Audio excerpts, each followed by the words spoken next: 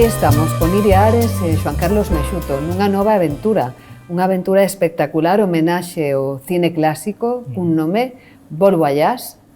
Que é Vol Voyage? Vol Voyage, inicialmente, e sobre todo, é unha homenaxe ao cine de Alfred Hitchcock. Pero no noso caso tamén é a segunda aventura, a segunda vez que facemos isto de homenaxear ao cine clásico. Todo parte dun proxecto de Iria Ares para comezar a súa carreira cinematográfica e de facer unha homenaxe a través dunha triloxía de tres dos grandes mestres do cinema norteamericano. Empezou con Orson Welles, con Badaladas de Amor e Morte, a nosa primeira produción, e agora Vol Voyage, que é Alfred Hitchcock. Aparece un cadáver nunha bola de cristal e a partir de aí toda a trama vai se enredando e imos cara a un final pois moi tipo Vértigo, no? moi arriba tamén no Monte San Pedro. Entón o ascensor elevador do Monte San Pedro que sube ata 100 metros dende o nivel do mar, aí quedan encerrados dentro desa bola pois os protagonistas e acontece unha serie de cousas que non quero revelar, pero sí, a idea visual de partida é aparece un cadáver nunha bola de cristal. Temos a Hitchcock, temos a Welles, e o terceiro? O terceiro é nada máis e nada menos que John Ford, é que ela sempre se pon retos modestos. Pequenos. Cousas fáciles. Falando de retos modestos, está a rapaza Hitchcock, a loira Hitchcock, que ademais dirixe. Como é eso de dirixir e ademais actuar? Pois é unha cousa bastante máis sinxela do que a xente pensa. Eu sempre digo que son partes do cerebro diferentes. O que pasa que neste caso é moi morboso, por empregar unha palabra, pero que é verdad, unha palabra moi Hitchcock. Hitchcock foi acusado moitísimas veces de misoginia, de tratar as loiras como obxetos sexuais ou cousificalas. Eu penso que non, eu estou totalmente en contra desa idea, eu penso que ele era un artista e facía arte, non, nas súas películas. Entón intento un pouco facer esa pregunta, lanzar esa pregunta ao espectador e tamén á profesión, que pasaría se unha muller dirixise unha película dentro dun universo que se pode ver desde fora como moi machista, non? Entonces aí está tamén a miña aportación non só como actriz, senón tamén como directora para defender un pouco que a loira Hitchcock, que eu penso que é patrimonio da humanidade xa e da arte. Seres humanos potentes, efectivamente. E o Axente D, que é o papel fundamental de Xoan Carlos, contanos un pouco quen é o teu personaxe. O meu personaxe é un espía, ou axente, non se acaba de explicar moi ben como calquer bon homenaxe. Aquí empregamos nunha homenaxe a Alfred Hitchcock o MacGuffin. Toda a historia de acción que leva o meu personaxe ten un antagonista, un vilán. Todo isto é o MacGuffin que nos permite encadenar unha serie de ideas visuais que van levando o espectador cara a un final bastante sorprendente. Entón, a xente, espía, ladrón, asasino, non se acaba de averiguar. O que sí que é ou pretendemos que sexa unha homenaxe aos grandes personaxes que fixo Cary Grant, ainda que na caracterización finalmente non fose así. Para nós, a idea inicial, así como tivemos a idea de un cadáver que aparece nunha bola de cristal, era o Cary Grant de Encadenados nunha aventura de Con la muerte en los talones. En Technicolor. En Technicolor, xa. O Cary Grant de Encadenados en Technicolor. Esa sería a idea. Baladadas de Amor e Morte chegou a Cannes. Onde pensades que pode chegar Vol Voyage? Pois eu espero, agardo, que teña unha distribución ainda maior que tivo Badaladas. A verdade é que a distribución de Badaladas foi moi ben, foi moi exitosa, pero eu auguro para Vol Voyage un éxito en Francia. Principalmente tamén, non sei se en Cannes, oxalá, pero que é unha película moi francesa, dende o título, Vol Voyage, ata eu penso que a maneira que a relación entre Anne e a xente de a historia de amor ten moito de cine francés, de cine europeo.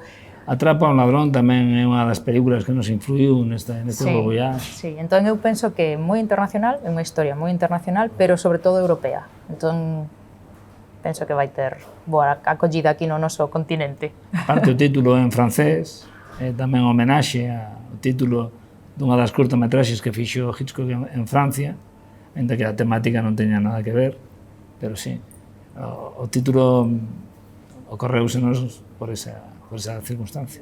Falades de Francia, falades de glamour, entón falamos tamén de alta cociña galega, falamos de diseño, de moda, dunha cidade como a Coruña, que é unha maravilla, un personaxe en si mesmo, non? Sí, por suposto.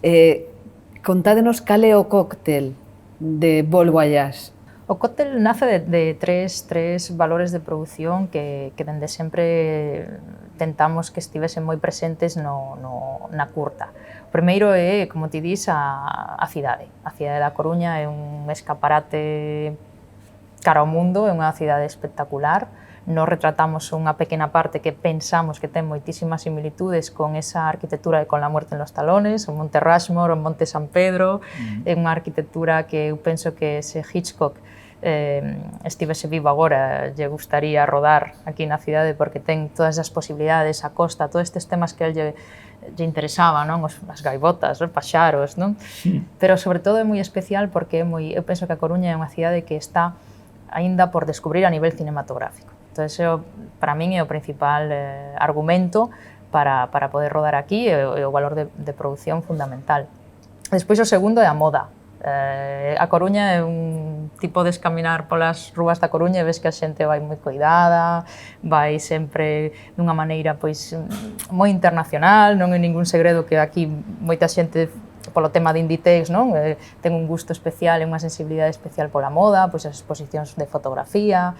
Entón, nesta curta tamén queremos un pouco reflexar ese lifestyle coruñés e ademais temos o privilexio de que Roberto Diz, que é un diseñador que pouca xente o sabe, pero que é galego, pese a estar moito tempo afincado en Sevilla, pois fai o meu vestuario, tamén este que levo hoxe, e o da Loira Hitchcock, que ten, vamos, é precioso, é un vestuario, un vestido tremendo, ademais con moita inspiración galega, dende a cor que ten o vestido, un azul que lembra moito a Grace Kelly tamén, e, bueno, penso que Roberto nese aspecto non podo decir que vai sorprender porque xa o coñecemos, pero que é espectacular o seu traballo, non? E a Orquesta Sinfónica de Galicia? É a Orquesta Sinfónica de Galicia, que ten Manu Ribeiro, que é un compositor galego que ten varias nominacións aos Goya, se non recordo mal, e temos o placer de ter nunha curta unha banda sonora orquestada por unha das mellores orquestas europeas. Entón...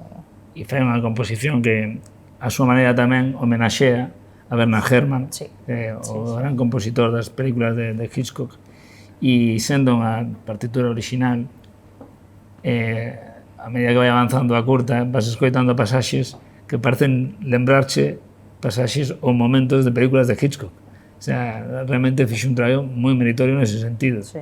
Falamos de Hitchcock, falemos das vosas apostas.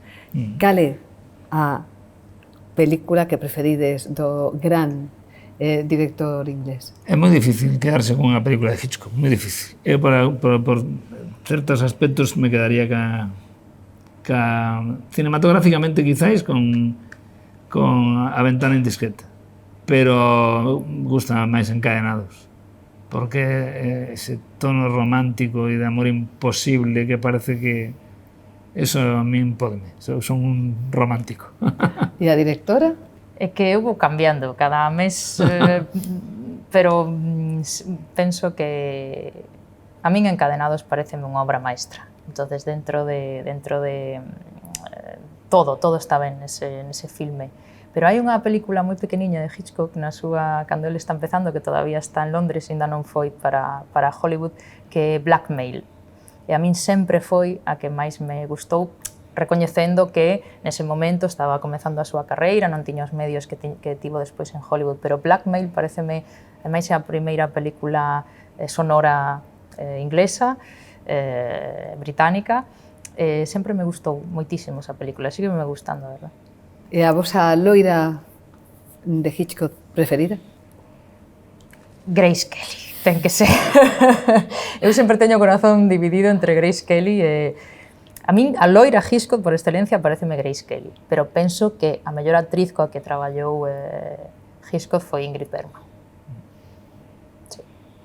E probablemente, para sumar outra, Hitchcock tivo que parar a súa colaboración con Grace Kelly por causas que todos coñecemos, a boda con o príncipe de Mónaco, e el teria seguido seguro, de feito seguiulle ofertando un traballo e non puido ser.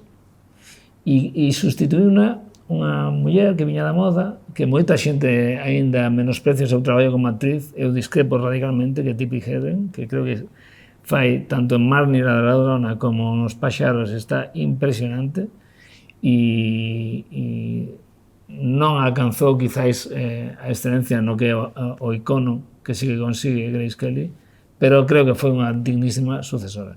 Falando de iconos, James Stewart, Cary Grant, con quen vos quedades? Eu prefiro, sinceramente, para o tipo de cine que fai Hitchcock, penso que é máis interesante como actor Cary Grant. Pero é que James Stewart é outro pedazo de actor, é que é moi difícil. Cary Grant nos espectáculos, nas películas, con Hitchcock sempre é un personaxe que ten algo que ocultar. Sí. Hai algo que ten que ocultar.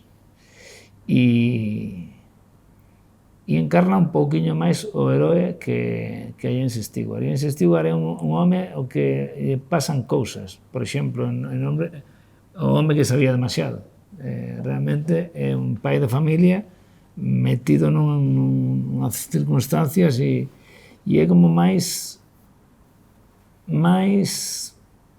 humano, máis cercano. Fai personaxes máis cercanos. En cambio, Cary Grant é máis inalcanzable. Con todos estes ingredientes, solamente queda decir bon voyage. Bon voyage. Bon voyage. Moitas grazas, Iria Ares, moitas grazas, Xoán Carlos Meixuto. A ti, moitas gracias.